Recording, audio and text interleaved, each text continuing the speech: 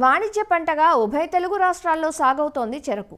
చెరకు పంటను నీటిపారుదల క్రింద డిసెంబర్ నుండి మార్చి మాసాల మధ్య నాటేందుకు అనుకూల సమయం. గత కొద్ది కాలంగా చెరకు పంటలో పాత రకాల సాగు, చీడపీడలు, తక్కువ దిగుబడులు, గిట్టుబాటు కాని ధరలు ఇలా అనేక కారణాల వల్ల సాగు అనుకూలంగా లేదు. సాగులో సమస్యలను అధిగమించి నాణ్యమైన దిగుబడినిచ్చే నూతన రకాలను అందుబాటులోకి తెచ్చేందుకు శాస్త్రవేత్తలు కృషి చేస్తున్నారు. ఆచార్య ఎన్జీ రంగా వ్యవసాయ విశ్వవిద్యాలయం అనకాపల్లి చెరకు పరిశోధనా స్థానంలో పలు రకాలను సాగు చేసి వాటి ఫలితాలను పరిశీలిస్తున్నారు. చెరకు సాగులో అందుబాటులోకి వచ్చిన నూతన వంగడాలు, వాటి గుణగణాలను తెలియజేస్తున్నారు ఇక్కడి ప్రధాన శాస్త్రవేత్త డాక్టర్ ఆదిలక్ష్మి. చెరకు పరిశోధనా స్థానము 1913లోని ఎస్టాబ్లిష్ చేయడం జరిగింది. అయితే అప్పటి నుంచి కూడా మనకి చెరుకులోని మనం కోయంబత్తూరు నుంచి రకాలు తెచ్చుకొని వాటిని ఇక్కడ పండించడం జరుగుతూ వచ్చింది. అయితే అప్పుడు వాటికి దిగుబడి చాలా తక్కువగా ఉండడము, ఎర్రకుళ్ళు తెగులు తాకిడి ఎక్కువగా ఉండడము జరుగుతూ ఉండడం వల్ల దాంట్లో దిగుబడులు చాలా తక్కువగా వస్తూ ఉండేది. అయితే అప్పుడు మనకి ఇంత రీసెర్చ్ ఇంత డెవలప్ అవ్వలేదు కాబట్టి మనం కోయంబత్తూరు నుంచి కొన్ని క్లోన్స్ తీసుకురావడం, వాటిని ఇక్కడ ఎవాల్యుయేట్ చేసి వాటిలో బాగున్న వాటిని ఇక్కడ మనం కల్టివేషన్కి ఇస్తూ ఉండడం జరుగుతూ వచ్చింది. అలా CO clones, CO 213, 233, CO 281, CO 285, అలానే సిఓ 313 ఇలా కొన్ని క్లోన్స్ మనం కల్టివేట్ చేస్తూ వచ్చాం అనమాట. అయితే ఇలా మనకి షుగర్ ఫ్యాక్టరీస్ అన్నీ పెరగడము ఇలా అవుతూ ఉండడం వల్ల మనకి దిగుబడి పెంచాలి. అలానే ఈ ఎర్రకుళ్ళు తెగులు మనం మామూలుగా మేనేజ్ చేయలేం కాబట్టి కెమికల్స్తో కానీ లేకపోతే ఇంకో రకంగా కానీ మనం మేనేజ్ చేయలేం కాబట్టి దాన్ని తట్టుకునే రకాలని డెవలప్ చేయాలనే ఉద్దేశంతో మనం ఇక్కడ రీసెర్చ్ కూడా మొదలు పెట్టడం జరిగింది. అయితే ఈ నేపథ్యంలో సిఓ 419, సిఓ 597 ఈ 2 రకాలు మనకి చాలా నాళ్ళు కల్టివేషన్లో ఉన్నాయన్నమాట. కోక్ క్లోన్స్, వండర్ క్లోన్ అన్నాము. వీటిని చాలా నాళ్ళు కల్టివేషన్ చేసిన తర్వాత ఇవి కూడా ఈ ఎర్రకుళ్ళు తెగులుకి బాగా లోనవ్వడం జరిగింది అనమాట.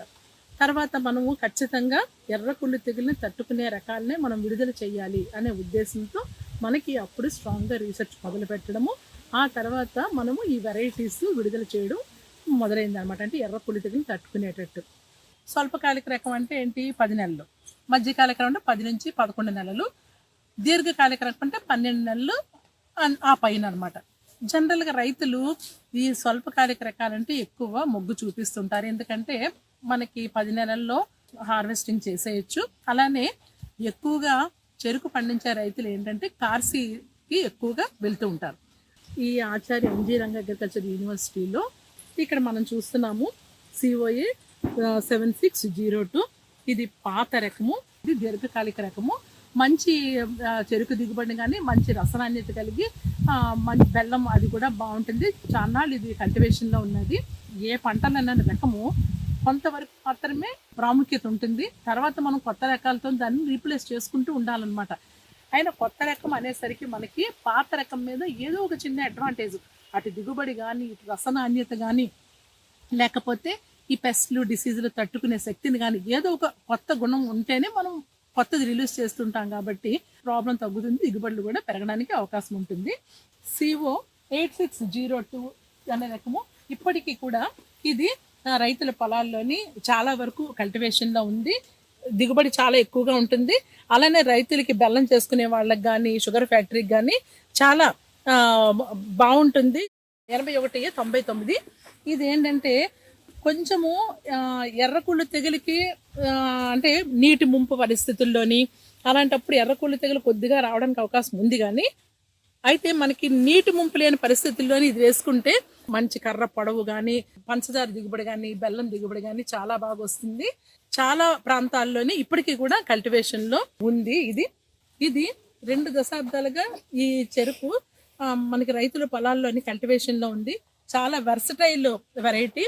ఏంటంటే అటు నీటి ముంపుకు కానీ ఎర్రకుళ్ళు తెగుల్ని చాలా బాగా తట్టుకుంటుంది. ఒక చిన్న డిఫెక్ట్ ఇందులో ఏంటంటే కాటుకు తెగులికి కొంచెము ససెప్టబిలిటీ ఉంది. అయితే ఇది చాలా మంచి బెల్లం నాణ్యత కానీ బాగుంటుంది. ఈ మధ్య కాలంలోని షాప్స్ కూడా juice shops, sugar cane juice shops కూడా చాలా ఎక్కువగా పెడుతున్నారు. వాటికి ఈ 87-298 విశ్వామిత్ర అనే రకము చాలా బాగా సూట్ అవుతుంది. అయితే ఇది విడుదలయ్యి ఇలా 20 ఏళ్ళు దాటిపోవడం వల్ల కొంచెము పెస్ట్లకి డిసీజులకి కొంచెం ససెప్టబుల్ అయిపోతుంది. దీన్ని రీప్లేస్ చేయండి అని మనం చాలా మందికి ఇప్పుడు చెప్పడం జరుగుతుంది. 93-145 శారద అనే రకము. ఇది కూడా మంచి దిగుబడినిచ్చే రకం. కర్ర చాలా పొడవుగా ఉంటుంది, బెల్లం కూడా చాలా బాగుంటుంది. మంచి బెల్లం దిగుబడి కానీ పంచదార దిగుబడి కానీ బాగా ఎక్కువ వస్తుంది. అలానే రటూన్ కూడా చాలా బాగుంటుంది. 97-85 విశాఖ రకము. ఇది కూడా మంచి బెల్లం దిగుబడి, మంచి రసనాన్యత కలిగి ఉంటుంది. చెరుకు దిగుబడి చూసుకున్నట్లయితే మనకి ఎకరానికి వచ్చేసరికి 40-45 టన్నులు దిగుబడిని ఇస్తుంది. అలా పంచదార దిగుబడి కూడా 15 టన్నులు అలా వస్తుంది. మధ్యకాలిక రకము అంటే 11 నెలల పంట ఇది. ఇది మనకి 2012లో విడుదల చేయడం జరిగింది. 2000-225 రేవతి అనే పేరుతో విడుదల చేయడం జరిగింది. ఈ రకము మధ్యకాలిక రకము, 11 నెలల పంట. కర్ర బాగా లావుగా ఉంటుంది, మంచి పొడవు, మంచి బెల్లం దిగుబడి, బెల్లం కూడా మంచి కలర్లో ఉంటుంది. అధిక దిగుబడిని ఇచ్చే రకము. 2001-63 ఇది 2012లోనే విడుదల చేయడం జరిగింది. కనకమహాలక్ష్మి పేరుతో విడుదల చేయడం జరిగింది. ఇది కూడా మంచి కర్ర పొడవు కానీ సుమారుగా 3.5-4 మీటర్ల పొడవు కలిగి ఉంటుంది. మంచి ఎక్కువ కర్రలు కూడా బాగా ఎక్కువగా పెడుతుంది. మంచి దిగుబడిని ఇచ్చే రకము. అయితే కొంచెము ఈ ఇటీవల కాలంలో ఉన్న ఈ వైరస్ తెగుళ్ళ వల్ల కొంచెము పసుపాకు తెగిలి కొంచెం లోనవడం వల్ల ఇది అంత కల్టివేషన్లో లేకుండా ఉంది. ఇది 2003-255 ఈ రకము 2015లో విడుదల చేయడం జరిగింది. సింహాద్రి పేరుతో విడుదల చేయడం జరిగింది. ఇది 10 నెలల పంట. ఎర్రకుళ్ళు తెగిలిని బాగా తట్టుకుంటుంది. అలానే మనకి నీటి ముంపు ప్రాంతాలకు కానీ నీటి ఎద్దడి ఉన్న ప్రాంతాలకు కానీ ఇది సూట్ అవుతుంది. దిగుబడి చూసుకున్నట్టయితే ఎకరానికి 50 టన్నుల వరకు దిగుబడి ఇస్తుంది. మంచి రసనాన్యత కలిగి ఉంటుంది. 19.5% వరకు సుక్రోజ్ కలిగి ఉంటుంది. ఇది 2005-128 శ్రీముఖి పేరుతో 2015లో విడుదల చేయడం జరిగింది. దీని పంట కాలము 10 నెలలు. మంచి దిగుబడి ఇస్తుంది. 50-55 టన్నులు ఎకరానికి దిగుబడిని ఇస్తుంది. 19.5-20% వరకు సుక్రోజ్ కలిగి ఉంటుంది. మంచి దిగుబడిని ఇచ్చే రకం. 2009-107 విశ్వామిత్ర నుంచి తయారు చేసిన రకం అన్నమాట ఇది. విశ్వామిత్రలో మనం అనుకున్నాము ఎర్రకుళ్ళు తెగిలి బాగా తట్టుకుంటుంది. అయితే చిన్న డిఫెక్ట్ ఏంటంటే మనకి ఈ రటూన్ వచ్చేసరికి ఈ స్మట్ కాటుక తెగిలికి లోన్ అవుతుంది. ఆ డిఫెక్ట్ ఇందులో సరిచేయడం జరిగింది అనమాట. ఇది కాటుక తెగిలిని చాలా వరకు తట్టుకుంటుంది. పంచదార శాతం చూసుకున్నట్టయితే 20 వరకు ఉంటుంది. దీని బెల్లము కూడా మంచి నాణ్యత కలిగి ఉంటుంది. ఈ 2009-252 అనేది మధ్యకాలిక రకం అనమాట. ఇక దీని బెల్లము చాలా బంగారు రంగులో ఉంటుంది, చాలా బాగుంటుంది. 11 నెలల పంట. దిగుబడి విషయానికి వస్తే ఎకరానికి 50-55 టన్నుల పైనే దిగుబడి ఇస్తుంది. మంచి మేనేజ్మెంట్ చేయాలి కానీ మంచి దిగుబడిని ఇస్తుంది.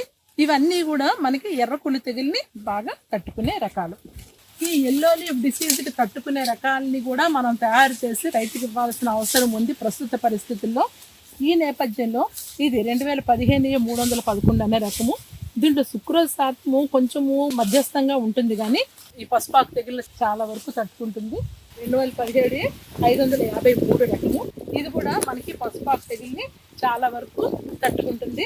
సో ఈ రెండిట్లో ఏదో ఒకటి మంచి దిగుబడిని బట్టి, వాటి రస నాణ్యతను బట్టి, పంచదార శాతాన్ని బట్టి మనం త్వరలో రైతులకి పసుపాకు తెగులను తట్టుకునే రకంగా మనం ఇవ్వడానికి అవకాశం ఉంటుంది.